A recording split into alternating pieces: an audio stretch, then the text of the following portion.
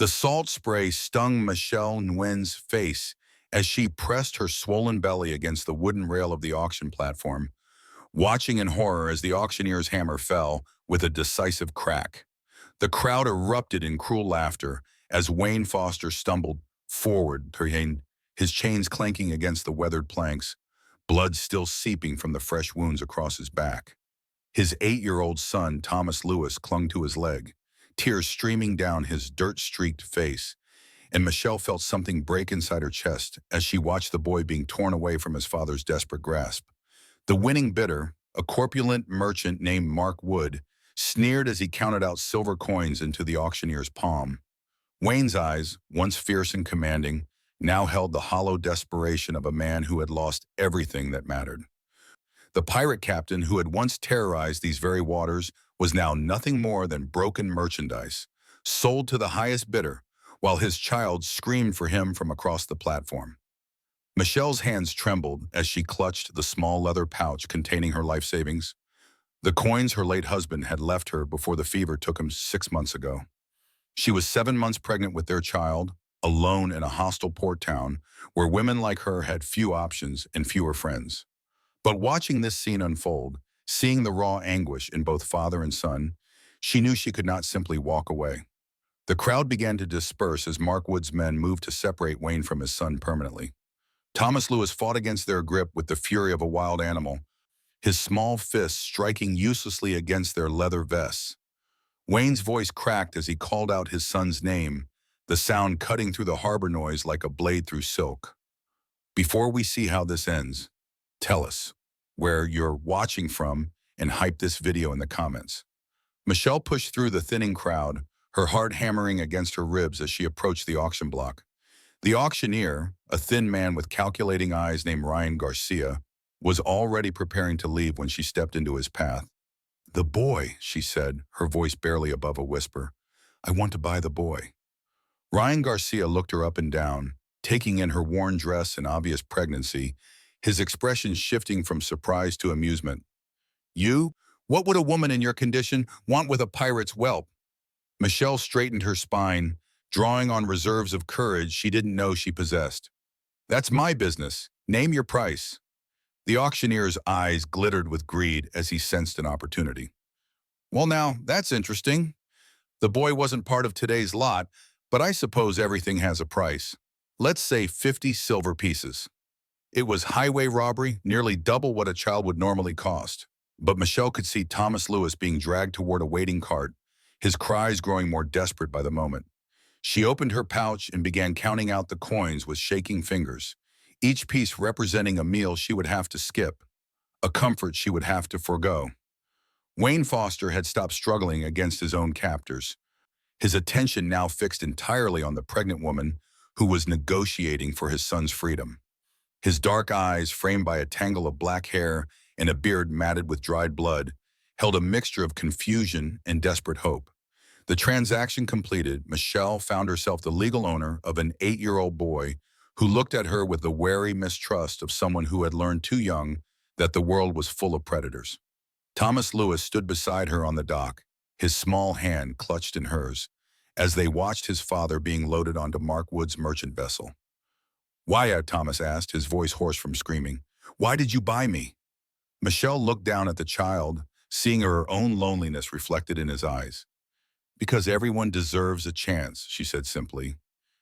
"And because no child should be separated from their family if there's any way to prevent it." But even as she spoke the words, she knew the situation was far more complicated than a simple act of charity. Wayne Foster was a wanted man. His ship, the Crimson Tide, had been captured after months of pursuit by the Royal Navy. His crew had been scattered to the winds, some executed, others sold into servitude like their captain. The boy at her side was the son of one of the most feared pirates in these waters, and she had just made herself responsible for his welfare. The weeks that followed tested Michelle's resolve in ways she had never imagined. Thomas Lewis was not an easy child to care for. He spoke little, ate less, and spent most of his time staring out at the harbor as if willing his father's ship to appear on the horizon. The other residents of the boarding house where Michelle rented a small room whispered behind her back, questioning her judgment in taking in a pirate's child. But gradually, slowly, trust began to build between them. Michelle would tell Thomas stories of her own childhood, of growing up poor but loved in a fishing village much like this one. She taught him to read using her late husband's books and showed him how to tend the small herb garden she had started on the boarding house's roof. In return, Thomas began to share memories of his life at sea, of his father teaching him to navigate by the stars and tie sailors' knots. It was during one of these quiet conversations that Thomas revealed a secret that would change everything. His father, he whispered, had not been captured in battle as the authorities claimed. Wayne Foster had surrendered voluntarily, walking into a trap set by Mark Wood in exchange for a promise that his crew and his son would be spared. The merchant had betrayed that promise, selling the crew into slavery and keeping Wayne as his personal property. Michelle felt a cold fury settle in her chest as she processed this information. She had seen enough of Mark Wood around the port to know his reputation. He was a man who traded in human misery, who saw people as nothing more than commodities to be bought and sold. The idea that he had used a father's love to trap Wayne Foster made her stomach turn. As her pregnancy progressed and her belly grew larger, Michelle found herself thinking more and more about justice, about the arbitrary cruelty of a world where good men could be destroyed by evil ones simply because they lacked the protection of law and society. She began making discreet inquiries around the port, learning what she could about Mark Wood's operations and Wayne Foster's current situation. What she discovered filled her with both rage and determination. Wayne Foster was being held on Mark Wood's private island, a rocky outcrop 20 miles from the mainland, where the merchant conducted his most unsavory business. The former pirate captain was being used as forced labor in the island's quarry, breaking rocks under the brutal Caribbean sun, while armed guards ensured his compliance. According to the whispered accounts Michelle gathered from dock workers and tavern girls, Wayne had already attempted escape twice, earning him savage beatings that had left him barely able to stand. Meanwhile, Thomas Lewis was growing stronger and more confident under Michelle's care, but the separation from his father was taking its toll.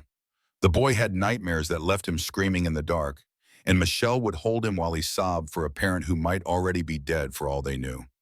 She began to understand that saving Thomas meant more than just providing him with food and shelter. It meant reuniting him with the only family he had left. The plan that began to form in Michelle's mind was dangerous, probably foolish, and certainly illegal. But as she felt her own child moving within her womb, she knew she could not stand by and watch another parent be destroyed by Mark Wood's greed. She began reaching out to the network of outcasts and criminals that existed in every port town, people who operated outside the law and owed no loyalty to merchants or magistrates. Her first contact was Nancy Lewis, a tavern keeper who had once been married to a pirate herself before he was killed by the Royal Navy. Nancy's establishment catered to the rougher element of the port, and she had connections that reached into every corner of the criminal underworld. When Michelle approached her with a carefully worded request for information, Nancy's weathered face broke into a knowing smile. "So the pregnant lady wants to play with fire," Nancy said, pouring Michelle a cup of weak tea while keeping her voice low. "You know what you're asking for could get you hanged, assuming Mark Wood doesn't just have you killed outright." Michelle met the older woman's gaze steadily. "I know the risks, but I can't live with myself if I don't try. That boy upstairs has already lost everything once. I won't let it happen again."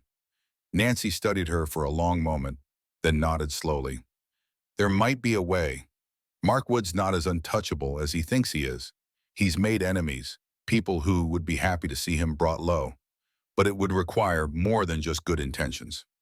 Over the following days, Nancy introduced Michelle to a small group of individuals who had their own reasons for wanting to see Mark Wood's operation disrupted. There was Joyce Gomez, a former slave who had escaped from Mark Wood's island and bore scars from her time there. Tyler Diaz, a smuggler whose brother had been killed trying to expose Mark Wood's human trafficking network. And most surprisingly, Carolyn Moore, the wife of a Royal Navy officer who had been investigating Mark Wood's activities before being mysteriously reassigned to a distant posting.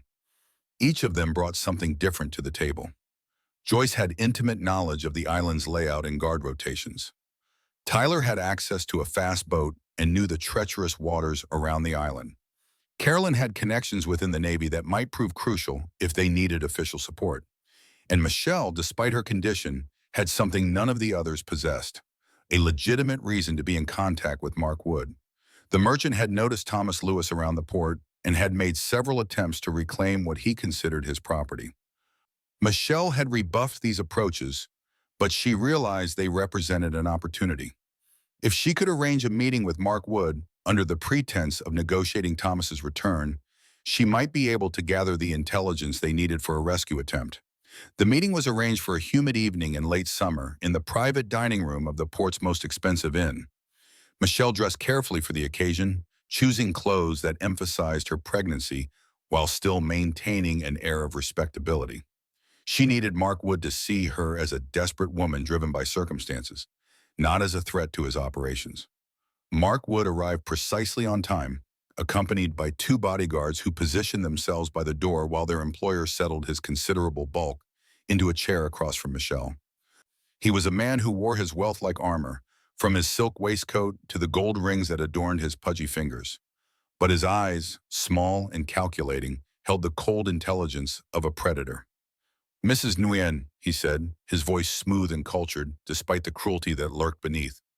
"I understand you wish to discuss the boy's future. A wise decision, considering your current circumstances." Michelle forced herself to remain calm as Mark Wood outlined his proposal. He was willing to pay her a substantial sum for Thomas Lewis, enough to ensure her own child's security for years to come.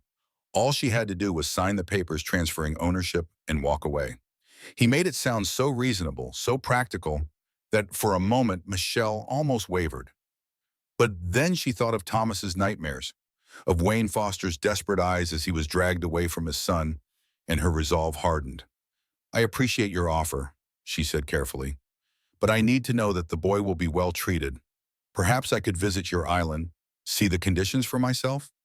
Mark Wood's smile never faltered, but something dangerous flickered in his eyes. "I'm afraid that won't be possible. The island is a private facility, not suitable for visitors in your condition. But I assure you the boy would receive excellent care." The lie was so smooth, so practiced, that Michelle realized Mark Wood had probably used similar words to deceive countless other victims. She nodded as if convinced, then made her excuses and left, her heart pounding with a mixture of fear and determination. The intelligence she had gathered during the meeting, combined with what the others had learned through their own channels, painted a clear picture of Mark Wood's island operation. The facility was more prison than workplace, with Wayne Foster and dozens of other captives forced to labor in conditions that killed men within months. The guards were brutal but lazy, more concerned with preventing escapes than maintaining discipline. And most importantly, Mark Wood himself rarely visited the island, preferring to conduct his business from the comfort of the mainland. The plan they developed was audacious in its simplicity. Tyler Diaz would use his smuggling connections to acquire a small, fast vessel capable of making the journey to the island undetected. Joyce Gomez would guide them to a secluded landing spot she remembered from her own escape. Carolyn Moore would ensure that any naval patrols in the area would be looking the other way at the crucial moment. And Michelle, despite her advanced pregnancy, would serve as the operations coordinator and, if necessary, its public face. The night chosen for the rescue was moonless and stormy, with heavy clouds obscuring the stars and rough seas that would discourage casual observation. Michelle stood on the dock watching Tyler's boat disappear into the darkness, her hands pressed protectively over her belly as she felt her child stirring restlessly within her womb. She had wanted to go with them, but the others had convinced her that her condition made her too much of a liability for such a dangerous mission. The hours that followed were the longest of Michelle's life. She paced her small room at the boarding house, starting at every sound, imagining disaster scenarios that left her friends dead and Wayne Foster condemned to die in Mark Wood's quarry. Thomas Lewis slept fitfully in the bed beside hers, occasionally calling out for his father in his dreams. Dawn was breaking gray and sullen over the harbor when Michelle finally heard the sound she had been waiting for, the low rumble of Tyler's boat engine cutting through the morning mist. She rushed to the window and saw the vessel approaching the dock, riding low in the water with its cargo of rescued prisoners. But even from a distance, she could see that something was wrong. The boat was moving too slowly, and there seemed to be too few figures visible on its deck. Michelle threw on her cloak and hurried down to the dock, her heart hammering with fear and anticipation. As the boat drew closer, she could make out Tyler at the helm, his face grim with exhaustion. Joyce was tending to someone lying on the deck, her movements urgent and precise. And there, sitting upright but clearly injured, was Wayne Foster. The former pirate captain looked like a man who had been to hell and back. His body bore fresh wounds from the rescue attempt, and months of hard labor had left him gaunt and scarred. But his eyes, when they met Michelle's, burned with an intensity that spoke of unbroken spirit and desperate gratitude. "Where is Thomas?" were the first words out of Wayne's mouth as Tyler helped him onto the dock. His voice was hoarse from shouting orders during the escape, but the love and concern in it were unmistakable. "Safe," Michelle assured him, steadying him as he swayed on his feet. "He's been waiting for you." The reunion between father and son was everything Michelle had hoped for and more. Thomas Lewis flew into his father's arms with a cry of pure joy, and Wayne Foster held his boy as if he would never let him go again. Both were crying, their tears mixing with the salt spray from the harbor, and Michelle found her own eyes filling as she watched the scene unfold. But their relief was short-lived. Joyce had sustained serious injuries during the escape, and several of the other rescued prisoners were in need of immediate medical attention. More urgently, Tyler reported that Mark Wood had been alerted to the rescue and was already mobilizing his resources to recapture the escaped slaves. They had perhaps hours before the merchant's men would come looking for them. The next few hours passed in a blur of activity as Michelle coordinated the care of the wounded, while Tyler and Carolyn worked to arrange safe passage out of the port for Wayne and the other escapees. It quickly became clear that the original plan of simply reuniting Wayne with his son and sending them on their way was no longer feasible. Mark Wood's reach was too long, his resources too extensive, for a simple escape to succeed. It was Wayne himself who proposed the solution that would ultimately save them all. Despite his weakened condition, the former pirate captain still possessed the tactical mind that had made him such a formidable adversary on the high seas. He had learned things during his captivity on Mark Wood's island, secrets about the merchant's operations that could destroy him if properly exposed. "Mark Wood isn't just trading in slaves," Wayne explained, his voice gaining strength as he outlined what he had discovered. "He's been selling information to enemy nations, using his network of captives to spy on naval movements and merchant shipping. The evidence is all there, hidden in his private study on the island." Carolyn Moore's eyes widened as she grasped the implications. "If we could prove that, it would be treason. The Royal Navy would have no choice but to act, regardless of Mark Wood's political connections. But retrieving that evidence would require another dangerous mission to the island, one that Mark Wood would now be expecting. The merchant had undoubtedly increased security and would be watching for any attempt to return. It seemed like an impossible task until Michelle made a proposal that stunned everyone present. "I'll go," she said simply. "Mark Wood wants to meet with me again anyway, to discuss Thomas's transfer. I can use that as cover to get onto the island." The others protested immediately, pointing out her advanced pregnancy and the obvious dangers involved. But Michelle had made up her mind, and gradually they began to see the logic in her proposal. Mark Wood would never suspect a pregnant woman of being part of a conspiracy against him. She could get closer to his private study than any of the others, and her presence would provide cover for a smaller, more surgical operation. The plan they developed was risky, but elegant. Michelle would arrange another meeting with Mark Wood, this time agreeing to his terms for Thomas's transfer, but insisting on seeing the island facilities first. While Mark Wood was distracted with the negotiations, Wayne and Tyler would infiltrate the island from the opposite side, using Joyce's knowledge of the terrain to reach the merchant's private quarters. Carolyn would coordinate with her naval contacts to ensure that a ship would be standing by to arrest Mark Wood once the evidence was secured. Michelle's second meeting with Mark Wood took place 3 days later on a hired yacht that would transport them to the island. The merchant was in high spirits, convinced that he had finally worn down the pregnant woman's resistance.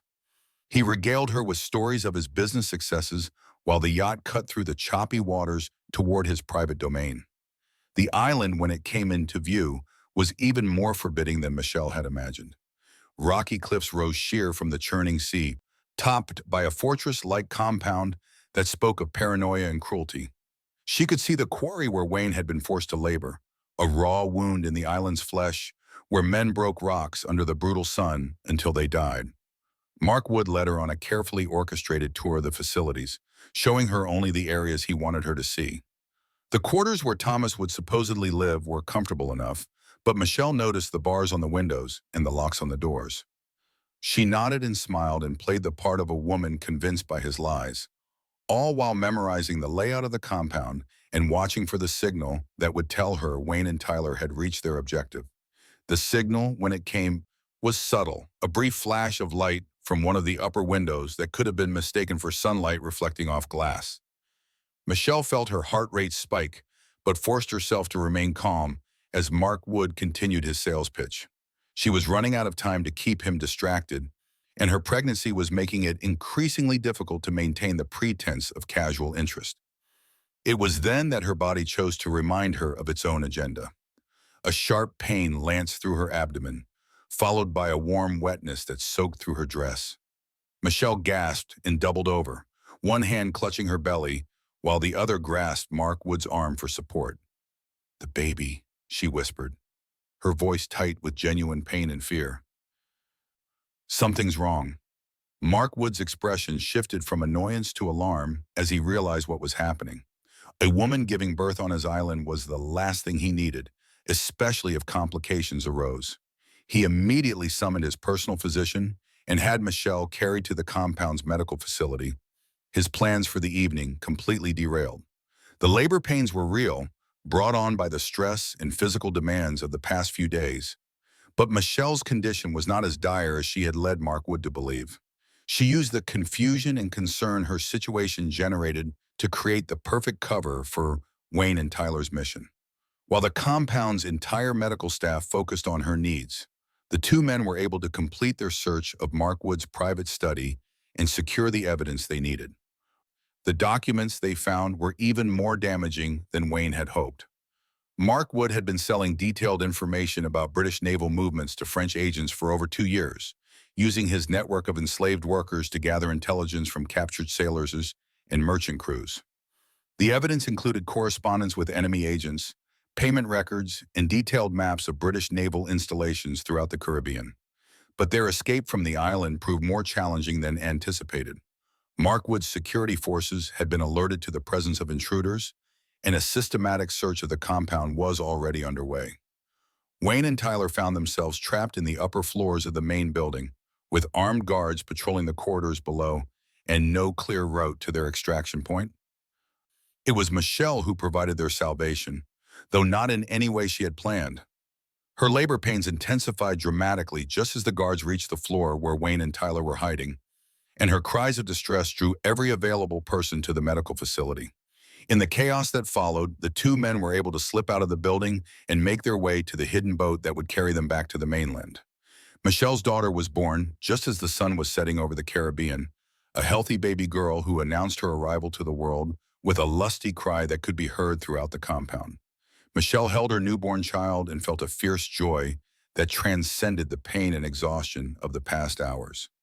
She had not only helped save Wayne Foster and expose Mark Wood's crimes, but she had brought new life into a world that desperately needed hope. The evidence Wayne and Tyler had secured reached Carolyn Moore's naval contacts within hours of their return to the mainland. The response was swift and decisive.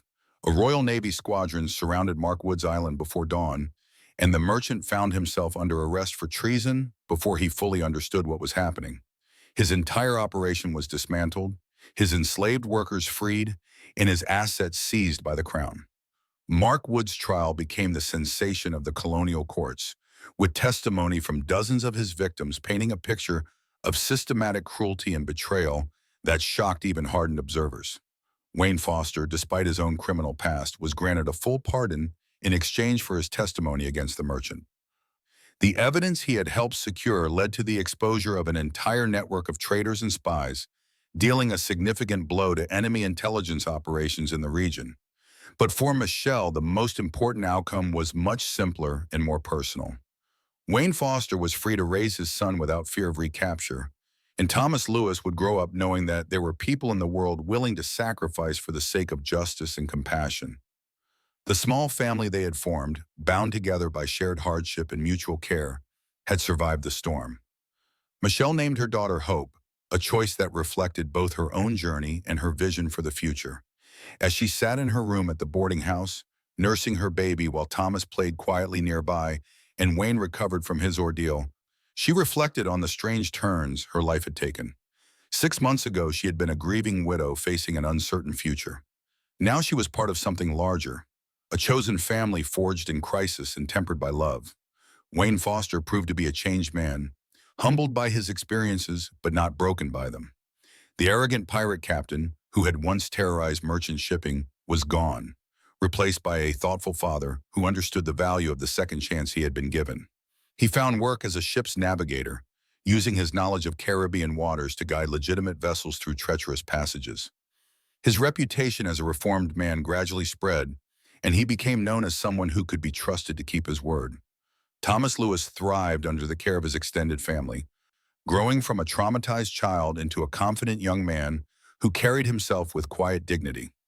He excelled at his studies, showing a particular aptitude for mathematics and navigation that suggested he might follow in his father's maritime footsteps. But more importantly, he learned the lessons of compassion and courage that Michelle and Wayne had taught him through their actions. The bond between Michelle and Wayne deepened slowly over the months that followed, built on mutual respect and shared commitment to their children's welfare. They were both damaged people who had found healing in caring for others, and their relationship grew naturally from friendship to something deeper. When Wayne finally asked Michelle to marry him, it was not a grand romantic gesture but a quiet acknowledgement of the partnership they had already built. Their wedding was a simple affair, held on the deck of the merchant vessel, where Wayne now worked as chief navigator. Nancy Lewis performed the ceremony, having been granted the authority by the port's magistrate in recognition of her service to the community. Joyce Gomez and Tyler Diaz served as witnesses, while Thomas and baby Hope completed the small gathering of family and friends. As Michelle stood beside Wayne exchanging vows under the Caribbean sun, she thought about the journey that had brought them to this moment. It had begun with an act of impulsive compassion, a pregnant woman's decision to buy a frightened child at a slave auction. That single choice had set in motion a chain of events that had exposed corruption, freed the innocent, and created a family from the fragments of broken lives. The port town where they had met gradually became home in the truest sense, as Michelle and Wayne established themselves as respected members of the community. Wayne's maritime expertise made him valuable to honest merchants, while Michelle's experience with herbs and healing led to her becoming an informal midwife and healer for the area's women. They built a modest but comfortable life, centered around their children and their commitment to helping others who found themselves in desperate circumstances. Thomas Lewis grew into a young man who embodied the best qualities of both his birth father and his adoptive mother. From Wayne, he inherited a love of the sea and an intuitive understanding of wind and weather. From Michelle, he learned compassion, the importance of standing up for the powerless, and the quiet strength that comes from doing what is right, regardless of the cost. When he turned 16, he chose to apprentice himself to a cartographer, combining his maritime knowledge with a desire to create something lasting and beautiful. Hope Nguyen Foster, as she came to be known, grew up surrounded by stories of adventure and courage, but also by the everyday love and stability that her mother had fought so hard to create. She was a bright, curious child who showed early signs of inheriting her mother's fierce independence and her stepfather's practical intelligence. The unusual circumstances of her birth became family legend, a reminder of how quickly life could change and how important it was to seize opportunities for good when they arose. The network of relationships that had formed during the crisis with Mark Wood evolved into something resembling an extended family. Joyce Gomez recovered from her injuries and established a small inn that catered to travelers who needed discretion and understanding. Tyler Diaz continued his smuggling operations, but focused increasingly on helping people escape from oppressive situations rather than simply moving contraband. Carolyn Moore used her connections within the Royal Navy to advocate for reforms in how the service dealt with the piracy and slavery, becoming a respected voice for justice within the colonial administration. Nancy Lewis remained the unofficial mayor of the port's underworld, but her tavern became known as a place where honest people could find help when the law failed them. She and Michelle developed a particular friendship, bonded by their shared experience of widowhood and their determination to create something positive from loss. Nancy became Hope's unofficial grandmother, regaling the child with stories of her own adventures while teaching her the practical skills needed to survive in a world that was often hostile to independent women. As the years passed, the story of Michelle's impulsive purchase of Thomas Lewis at the slave auction became local legend, told and retold in taverns and parlors throughout the Caribbean. But those who knew the real story understood that it was not about a single moment of heroism, but about the daily choices that followed. Michelle had not just saved a child from slavery, she had committed herself to the long, difficult work of building a life worth living. Wayne Foster's transformation from pirate to respected citizen was equally remarkable, though he never forgot the lessons of his earlier life. He used his knowledge of the criminal underworld to help authorities track down other operations like Mark Woods, always careful to protect the innocent while ensuring that the guilty faced justice. His reputation as a man who had genuinely changed his ways made him valuable as a mediator in disputes between legitimate merchants and reformed pirates seeking to make honest livings. The Caribbean of their time was a place of constant change and upheaval, where fortunes could be made and lost in a single voyage, where the line between legal and illegal activity was often blurred by necessity and circumstance. In such a world, the small family that Michelle and Wayne had created represented something precious and rare. Stability built on love rather than fear, prosperity earned through honest work rather than exploitation, and hope for the future grounded in commitment to justice and compassion.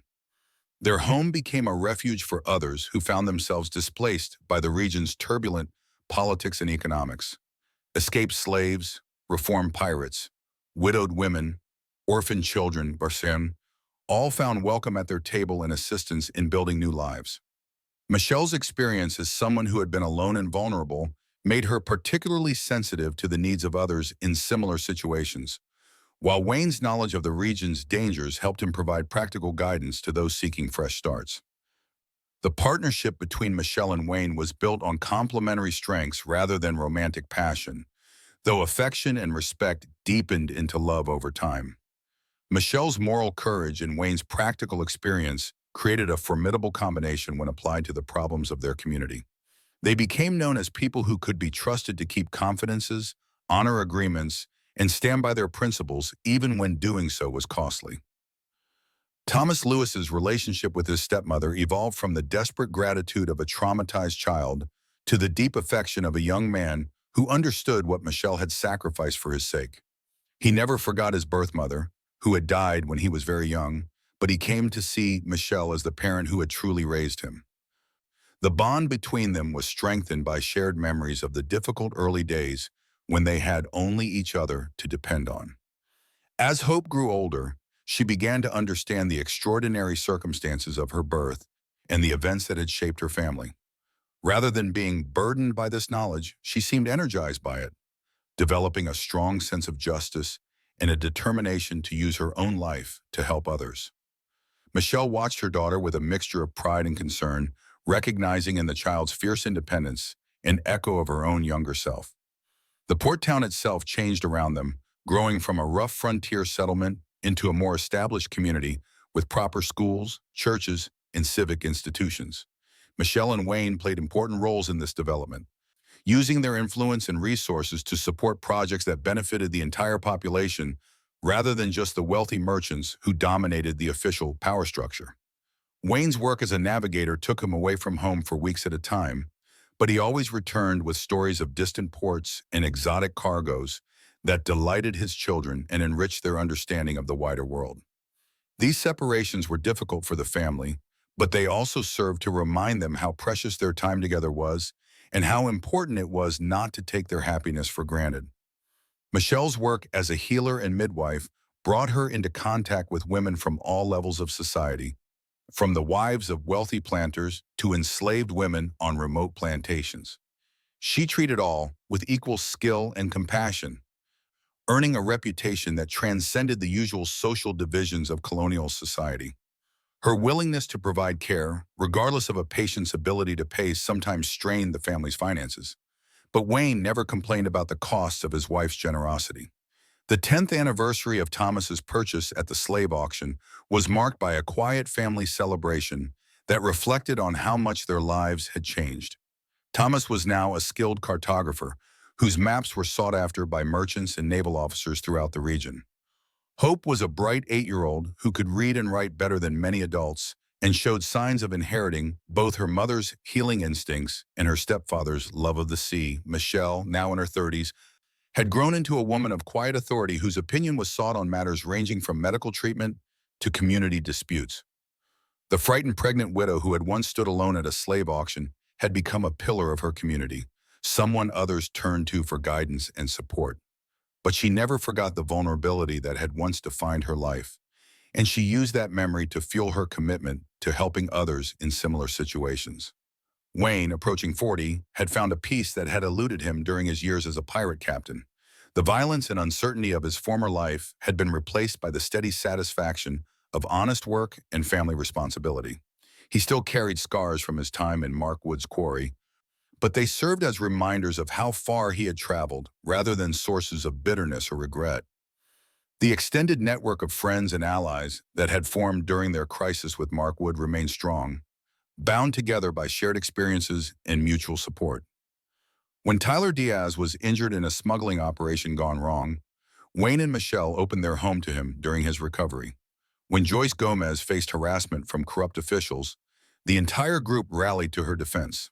When Carolyn Moore, her husband, was transferred to a distant posting, she chose to remain in the Caribbean, finding in their chosen family the support she needed to maintain her independence.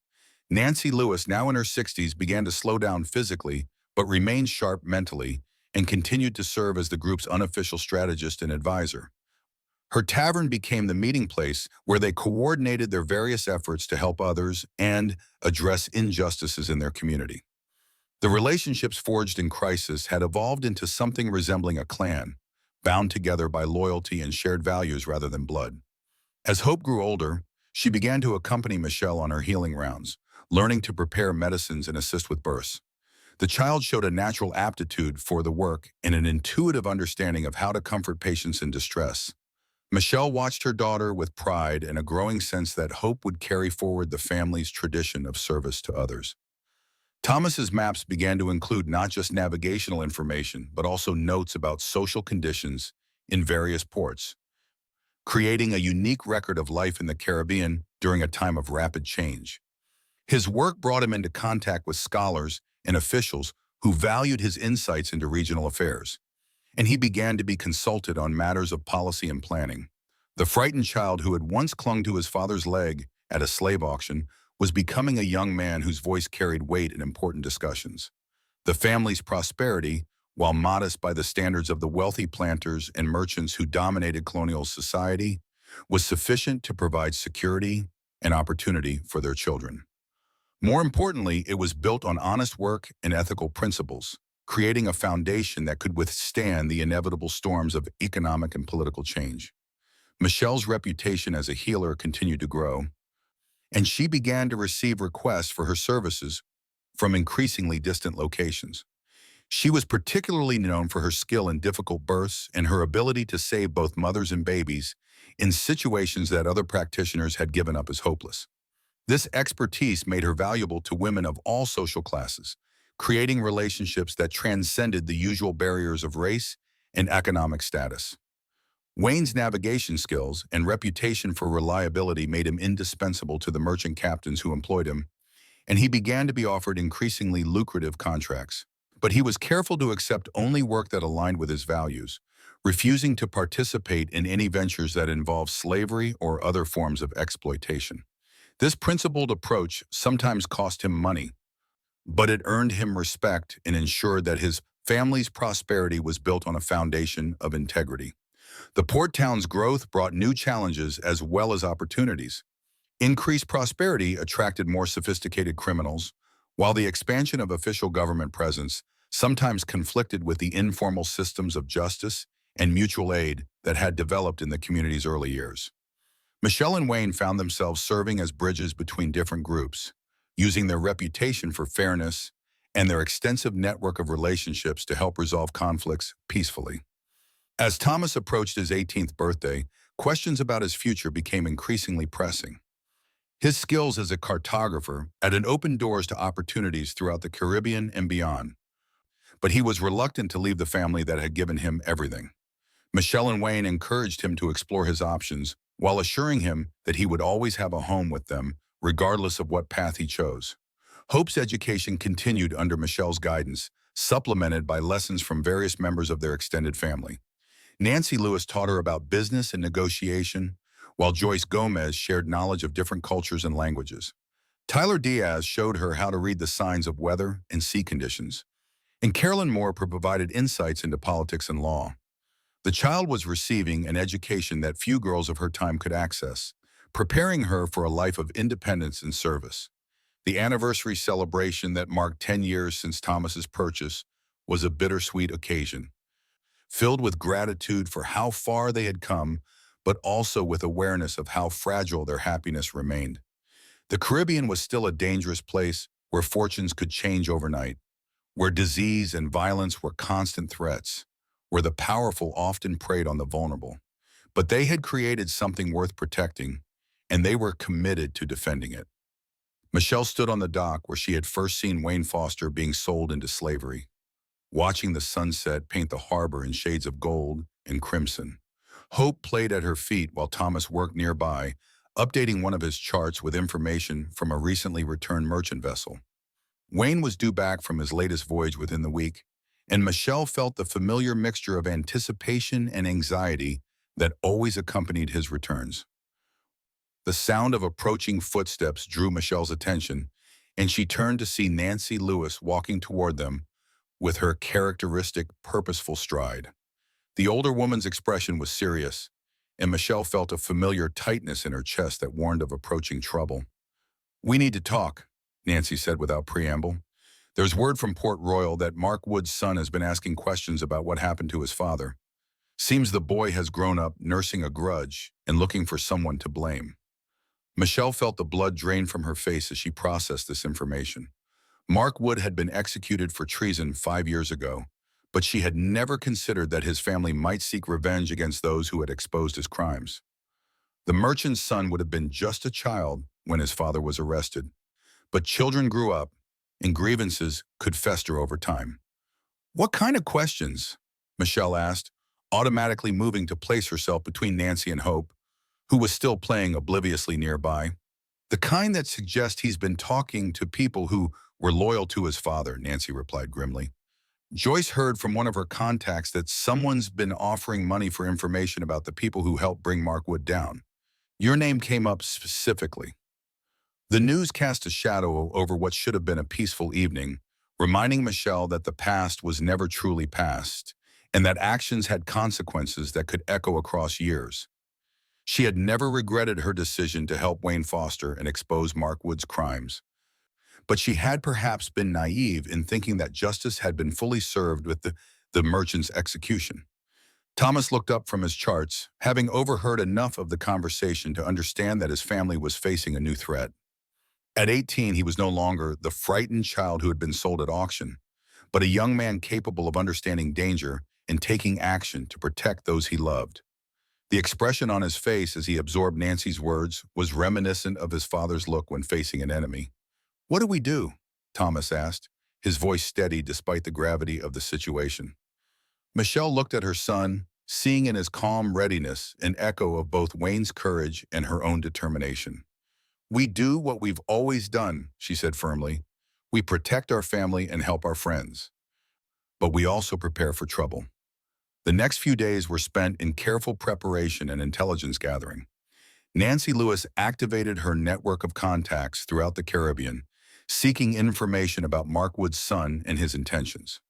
Joyce Gomez reached out to former slaves and other victims of the merchant's operations, warning them to be cautious and offering assistance if needed. Tyler Diaz made discreet inquiries among the smuggling community, using his connections to track any unusual activity in the region. Carolyn Moore proved invaluable during this period, using her connections within the Royal Navy to access official records and intelligence reports. What she discovered was troubling. Mark Wood's son, now calling himself Marcus Wood, had indeed been making inquiries about his father's downfall, and he had the resources to pose a serious threat. The young man had inherited substantial wealth from relatives who had not been implicated in his father's crimes, and he was using that money to hire mercenaries and gather information. Wayne returned from his latest voyage to find his family preparing for what might become a siege. His reaction was swift and decisive. Whatever threat Marcus Wood posed, they would face it together, drawing on the same network of allies and the same principles of mutual support that had served them so well in the past. But Wayne also brought practical experience of conflict that the others lacked, and his assessment of their situation was sobering. This isn't like dealing with corrupt officials or greedy merchants, Wayne warned during a family meeting that included their closest allies. If Marcus Wood is hiring mercenaries, he's planning something more direct and more violent. We need to be ready for anything. The decision was made to temporarily relocate Hope to Joyce Gomez's inn, which was more defensible and had multiple escape routes. Michelle hated the idea of being separated from her daughter, but she recognized the wisdom of ensuring the child's safety while the adults dealt with whatever Marcus Wood was planning. Hope, now 8 years old and remarkably mature for her age, accepted the arrangement with the same quiet courage that had characterized her family's response to previous crises. Thomas insisted on remaining with his parents, arguing that he was old enough to contribute to the family's defense and that his knowledge of the local area might prove valuable.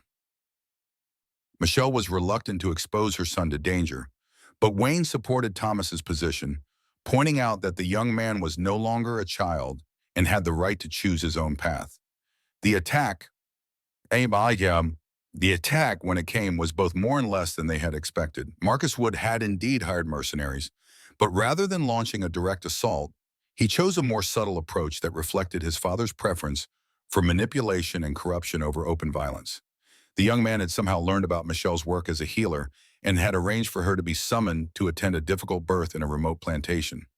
The summons came at dawn, delivered by a frightened young slave who claimed that his mistress was dying in childbirth and that Michelle was the only one who could save her.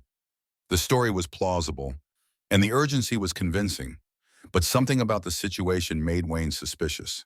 He insisted on accompanying Michelle despite her protest that his presence might frighten the expectant mother.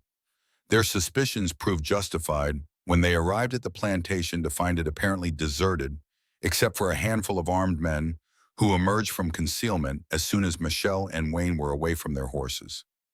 Marcus Wood stepped out from behind the plantation house, a young man who bore a strong resemblance to his father, but with an additional hardness that spoke of years spent nursing grievances.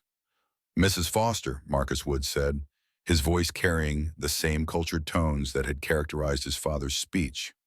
"Or should I say Mrs. Nguyen? I understand you've had quite an interesting life since you destroyed my family." Michelle faced the young man with the same calm dignity that had sustained her through previous crises. "Your father destroyed himself," she replied evenly. "I simply helped expose the truth about his crimes." The confrontation that followed revealed the depth of Marcus Wood's obsession with avenging his father's death and reclaiming what he saw as his family's honor. The young man had spent years researching the events that led to his father's downfall, and he had developed an elaborate plan for revenge that involved not just killing those responsible, but destroying their reputations and ensuring that their families suffered as his had suffered. But Marcus Wood had made the same mistake that many enemies of Michelle's extended family had made. He had underestimated the strength of the bonds that connected them and the lengths to which they would go to protect each other. While he was gloating over his apparent victory, Nancy Lewis and Tyler Diaz were implementing a rescue plan that drew on years of experience in dealing with dangerous situations.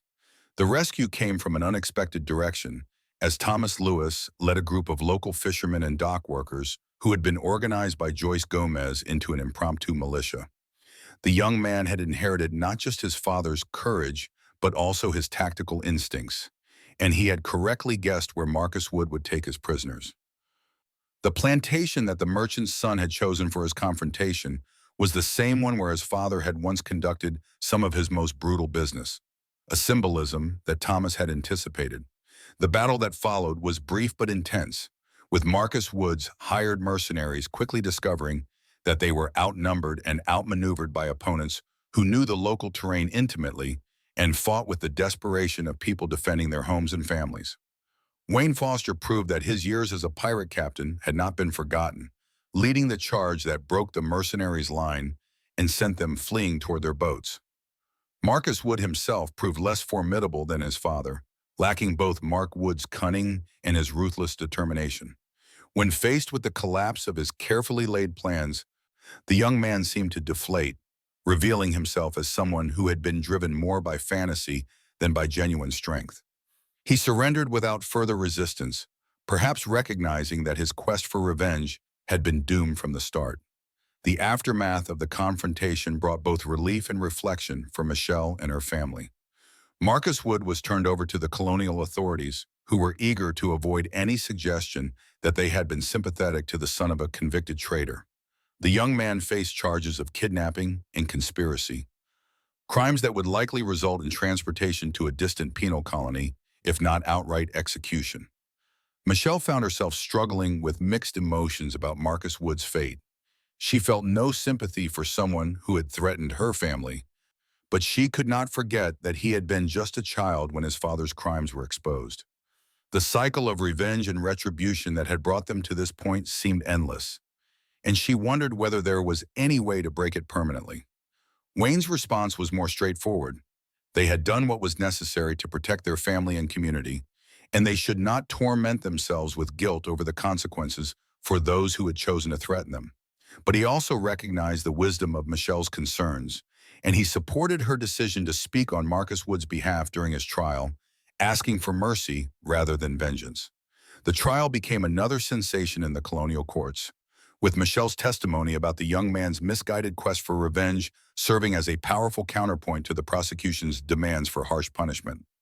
Her words carried weight because of her reputation for integrity and her role in exposing the original crimes, and the judge ultimately sentenced Marcus Wood to transportation rather than execution. Thomas Lewis's role in organizing the rescue effort marked his transition from protected child to active defender of his family and community. The young man's courage and tactical skill earned him respect from the dock workers and fishermen who had followed him into battle, and he began to be seen as a leader in his own right, rather than simply Wayne Foster's stepson. Hope's return from her temporary refuge at Joyce Gomez's inn was a moment of pure joy for the entire family. The 8-year-old had handled the separation with remarkable maturity, but her relief at being reunited with her parents was evident in the way she clung to Michelle and refused to let her mother out of her sight for days afterward. The network of allies that had sustained them through this latest crisis emerged stronger than ever, bound together by shared danger and mutual support. Nancy Lewis's intelligence network had proved its value once again, while Tyler Diaz's connections in the smuggling community had provided crucial assistance during the rescue operation. Joyce Gomez's inn had served as both safe house and command center, demonstrating the importance of having allies with diverse skills and resources. Carolyn Moore's position within the colonial administration allowed her to ensure that the official response to Marcus Wood's actions was swift and decisive, preventing any possibility that sympathizers might attempt to continue his campaign of revenge. Her influence also helped to protect the reputations of those who had been involved in exposing the original crimes, ensuring that they would not face official persecution for their actions. As the immediate crisis passed, Michelle found herself reflecting on the journey that had brought her family to this point. 10 years had passed since she had impulsively purchased Thomas Lewis at a slave auction, driven by nothing more than compassion for a frightened child. That single act of kindness had set in motion a chain of events that had transformed multiple lives and created a network of relationships that had proven strong enough to withstand repeated challenges. The port town continued to grow and change around them, but the core values that had guided Michelle and Wayne's choices remained constant. The importance of standing up for the powerless, the value of building relationships based on mutual respect and support, and the belief that individual actions could make a meaningful difference in the world. Thomas's work as a cartographer continued to flourish, with his maps becoming increasingly sought after by merchants and naval officers throughout the region. But his charts now included more than just navigational information. They contained detailed notes about social conditions, economic opportunities, and potential dangers in various ports. The young man was using his skills to create a resource that could help others navigate not just the physical challenges of Caribbean waters, but also the complex social and political currents that shaped life in the region. Hope's education progressed under the guidance of her extended family, with each member contributing their unique knowledge and perspectives. The child was developing into a remarkable young person who combined intellectual curiosity with practical skills and a deep commitment to helping others. Michelle watched her daughter with pride and a growing sense that Hope would carry forward the family's traditions while also creating her own unique path. Wayne's reputation as a reformed pirate who had become a pillar of his community continued to grow, making him valuable as both a navigator and a mediator in disputes between different groups. His transformation from feared criminal to respected citizen served as an example of the possibility of genuine change and redemption, inspiring others who sought to leave their own troubled pasts behind. Michelle's work as a healer had expanded beyond simple medical treatment to include counseling and support for women facing difficult circumstances. Her own experience of widowhood, pregnancy, and single parenthood made her particularly effective in helping others navigate similar challenges. The network of relationships she had built through her healing work created an informal support system that benefited the entire community. The 15th anniversary of Thomas's purchase approached with the family more secure and prosperous than ever before, but also more aware of the responsibilities that came with their position in the community. They had become leaders not through seeking power, but through consistently demonstrating integrity and courage in the face of adversity. This leadership brought with it obligations to help others and to serve as examples of what was possible when people chose cooperation over conflict. Michelle, now in her late 30s, had grown into a woman whose opinion was sought on matters ranging from medical treatment to community planning. The frightened pregnant widow who had once stood alone at a slave auction had become someone others turned to for guidance and support. But she never forgot the vulnerability that had once defined her life. That memory continued to fuel her commitment to helping others in similar situations. Wayne, approaching his mid-40s, had found a peace and purpose that had eluded him during his years as a pirate captain. The violence and uncertainty of his former life had been replaced by the steady satisfaction of honest work and family responsibility. But he retained the tactical skills and leadership abilities that had made him successful in his previous career. These qualities now served the cause of justice rather than personal gain. Thomas, now 23, had established himself as one of the region's most skilled cartographers, with his maps being used by merchants, naval officers, and colonial administrators throughout the Caribbean. But his work had expanded beyond simple navigation to include detailed studies of economic and social conditions in various ports. The young man was using his skills to create resources that could help others build better lives for themselves and their families. Hope, now 13, was developing into a remarkable young woman who combined intellectual curiosity with practical skills and a deep commitment to helping others. Her education under the guidance of her extended family had given her knowledge and perspectives that few girls of her time could access, preparing her for a life of independence and service. Michelle watched her daughter with pride and a growing sense that Hope would carry forward the family's traditions while also creating her own unique path. The port town itself had continued to grow and prosper, evolving from a rough frontier settlement into a more established community with proper schools, churches, and civic institutions.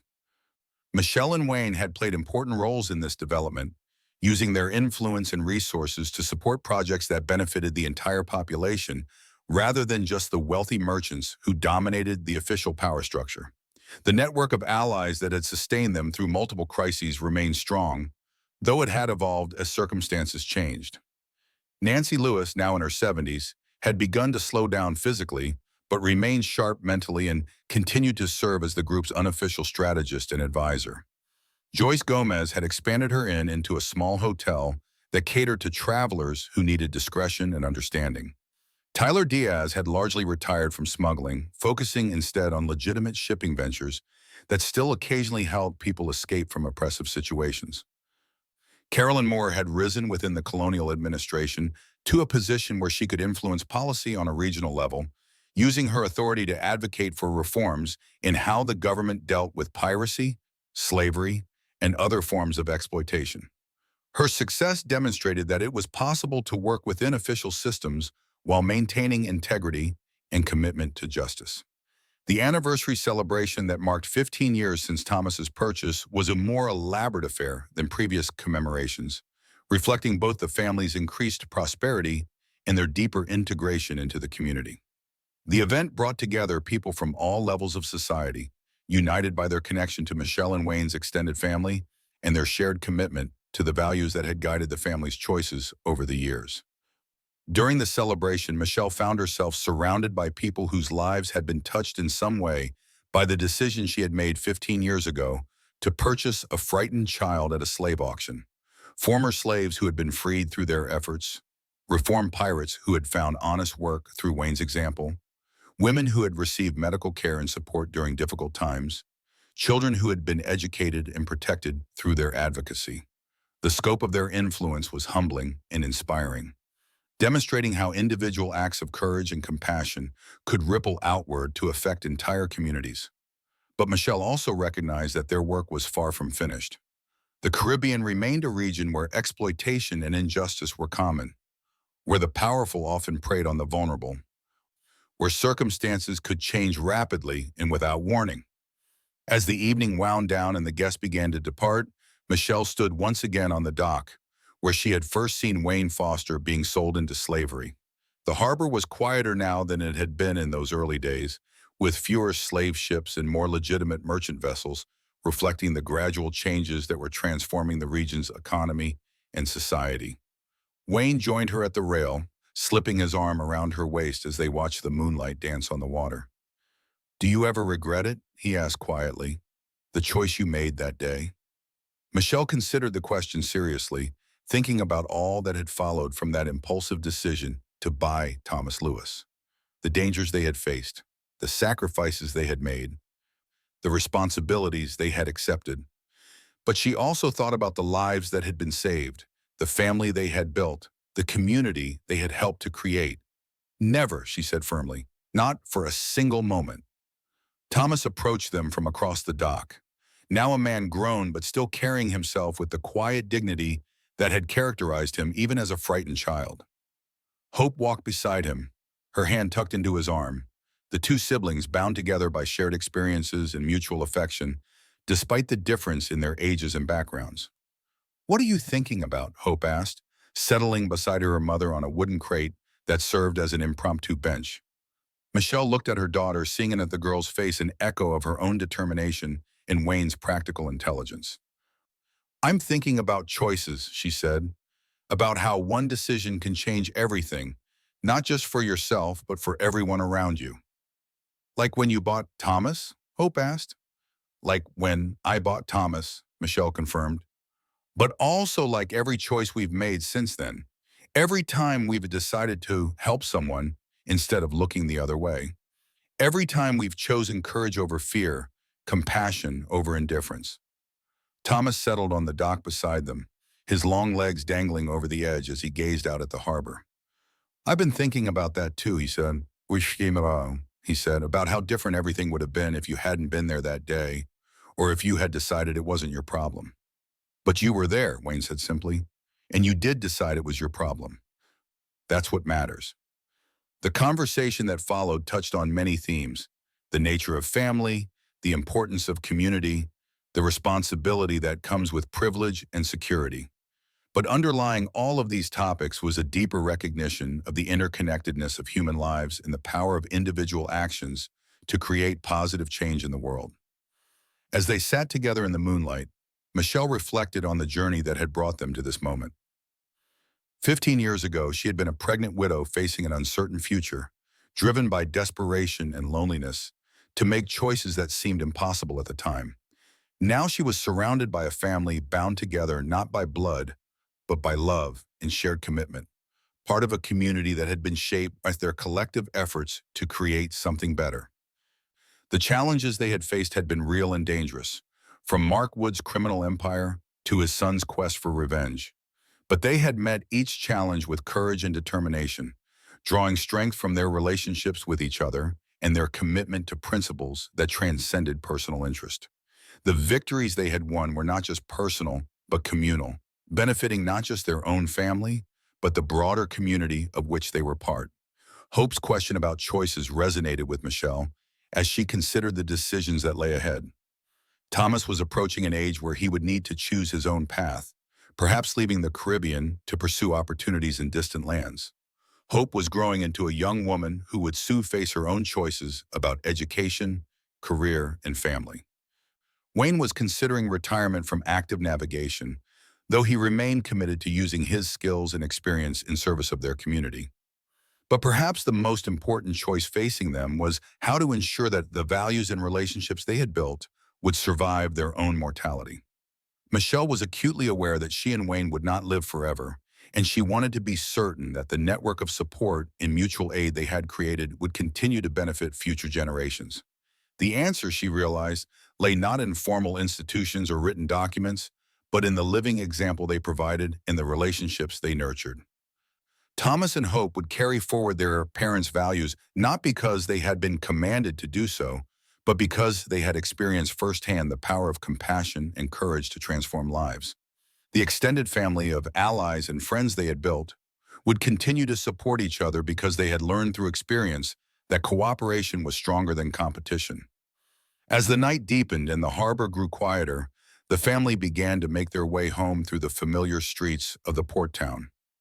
Michelle walked with Wayne's arm around her shoulders, feeling the solid warmth of his presence and the security that came from knowing she was no longer alone in the world. Thomas and Hope walked ahead of them, their voices low as they discussed plans for the following day.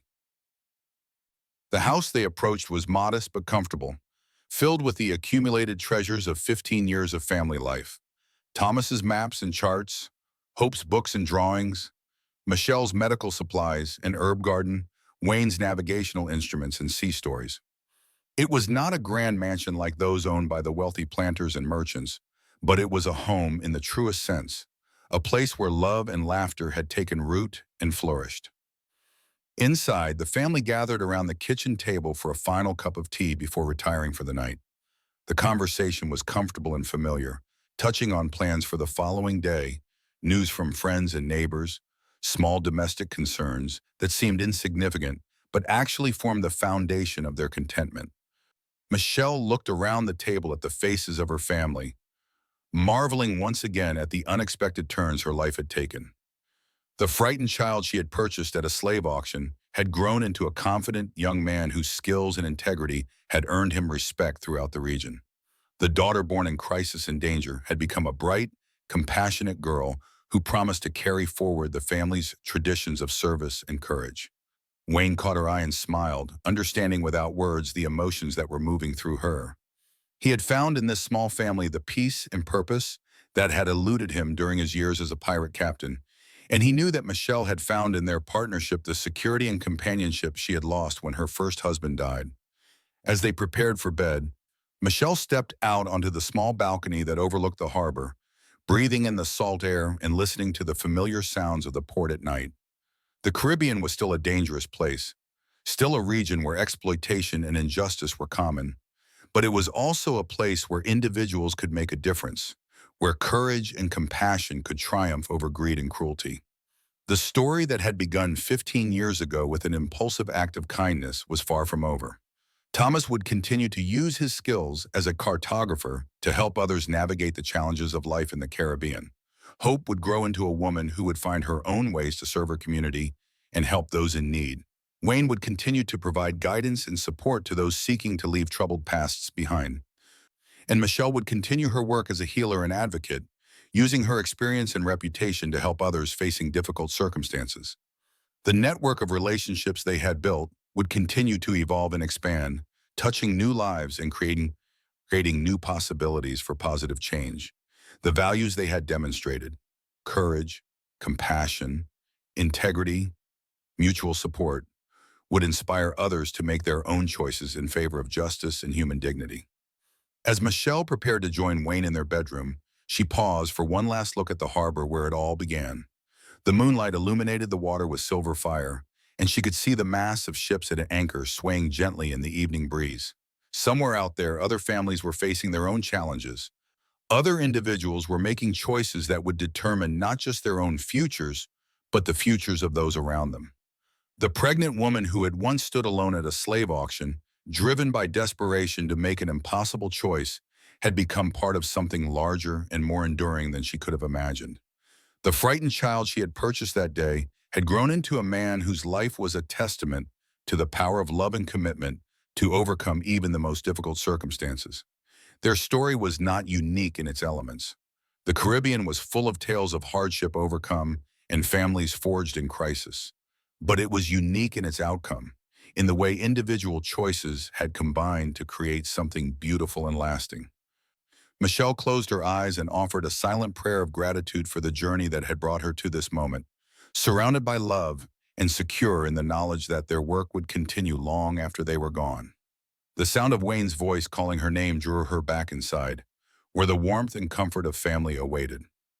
Tomorrow would bring new challenges and new opportunities to serve others, but tonight was for rest and contentment, for the quiet satisfaction that comes from knowing you have lived your life in service of something greater than yourself. As Michelle settled into bed beside her husband, she felt the gentle movement of memory carrying her back to that long-ago day when a desperate decision had changed everything. The scared pregnant woman at the slave auction had become the confident matriarch of a family built on love rather than blood, a community leader whose influence extended far beyond her own household. The boy she had saved her in return, not through any single dramatic gesture, but through the daily gift of his presence, his growth, his transformation from victim to victor. Their story had become part of the larger story of their community, their region, their time, a testament to the enduring power of human compassion to triumph over the forces of cruelty and despair. In the morning, life would resume its familiar rhythms, but tonight Michelle Foster closed her eyes and smiled, knowing that sometimes the most important victories are won not through grand gestures but through the accumulation of small acts of kindness, repeated day after day until they transform the world.